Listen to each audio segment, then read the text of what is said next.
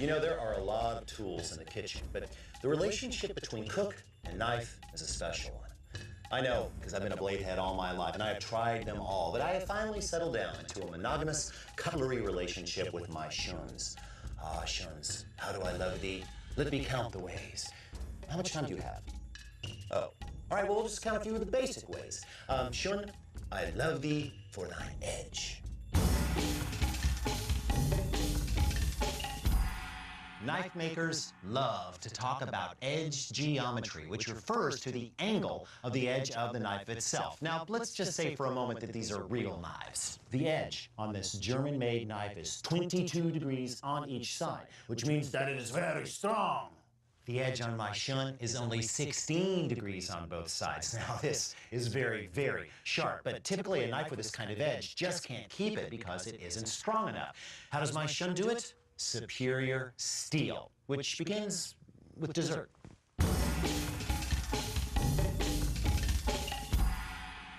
Believe it or not, steel is a lot like cake.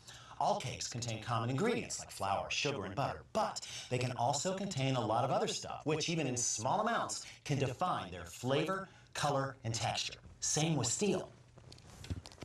Iron and carbon are the flour and sugar of the steel world. You just can't have steel without them. But there are a lot of other ingredients that can customize the steel to its final purpose. In proper amounts, chromium increases hardenability and stain resistance. The industry standard for stainless steel is in fact 13% chromium. A dash of vanadium can increase hardenability and improve the texture of the steel. A sprinkling of molybdenum can improve brittleness, and a touch of manganese can make blades more durable. No, this isn't, obviously. Real manganese, we couldn't find any. When it comes to cutlery steel, there are dozens of varieties. Some are strong but won't take an edge, others can take an edge but can't keep it, some are too brittle, some are too soft, but the edge steel of a Shun is composed of a very sophisticated super steel called VG10, which can take a very fine edge and with normal use, keep it for a very long time. Now, in a Shun, the VG10 is supported by multiple layers of another steel called 410, which is even more stain resistant than the VG10. The resulting knife has a very interesting, beautiful, wavy pattern down the side, and as far as cutting goes, well,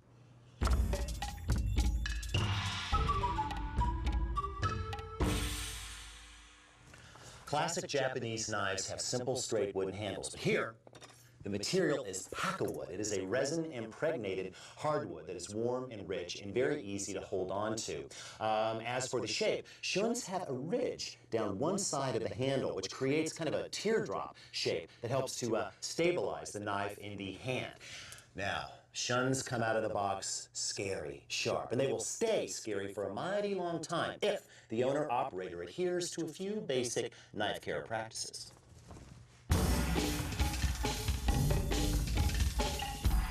Time for a little quiz, kids. Which of these items are proper cutting surfaces and which are edge destruction devices? Popular surfaces such as marble, glass, metal, and even ceramics do not work or play well with your fine edges. However, hardwood such as maple, soft plastics like polyethylene, and laminated bamboo do. That voodoo, the bamboo, oh never mind. Believe it or not, most of the damage done to edges in homes does not come from bad cutting practices. It comes from bad washing and storing practices. Now, granted, Shun knives are dishwasher safe technically, but the heat and chemicals used by modern dishwashers can seriously downgrade the performance of a fine blade like this, and that will shorten the life of the knife. So always wash by hand. And here's how I do it. First, get yourself a good sink of suds. Then hold the knife flat against the edge of the sink and clean with a soft brush. Repeat on the other side, rinse and wipe dry. As for storage, how long would you expect the blade to last in there? A good heavy knife block is the best home your blades can have. Now, repeat after me. This is not a sharpening steel. This is a honing steel. Go ahead. Okay, good. So what exactly is the difference? With regular use, even a very fine edge can kind of bend over a little bit like this. It only happens here and there, but it can radically change the performance of the knife. The point of the steel is to kind of give it a tune-up, just coax the edge gently back into place. There. Now, hold the steel vertically with the point anchored firmly on the board. Now, the actual angle of attack is crucial here. Luckily, the ingenious and considerate engineers at Shun have provided us a guide to the proper angle. Right here. Just line up the blade and... My ritual is 5 times on one side, 4 on the other, then 3, and then 2. How often? Well, it depends on use, but I generally find that it's better to steel before you feel that the knife really needs it. For me, once a week under normal use is fine. Good. Now, eventually, your knife will actually require sharpening. That's another thing altogether.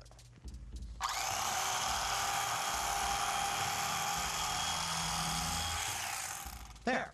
This knife is now officially dull. No amount of honing is going to bring back this edge, because there isn't one. It needs to be sharpened. That is, material needs to be ground off the side of the knife to reform the cutting edge. As far as I'm concerned, that is a job for a professional, and I send my knives out once a year, whether I think they need them or not. So, a quick review of what makes each and every Shun classic a culinary scalpel. 1, the edge. 2, the super steel. 3, the design. And 4, construction. Now, go forth and slice and dice in happiness. But remember, never run with knives. You know, there are a lot of tools in the kitchen, but the relationship between cook and knife is a special one. I know, because I've been a blade head all my life, and I have tried them all, but I have finally settled down into a monogamous cutlery relationship with my Shuns. Ah, Shuns, how do I love thee? Let me count the ways. How much time do you have? Oh, all right, well, we'll just count a few of the basic ways. Shun, I love thee for thine edge. Knife makers love to talk about edge geometry, which refers to the angle of the edge.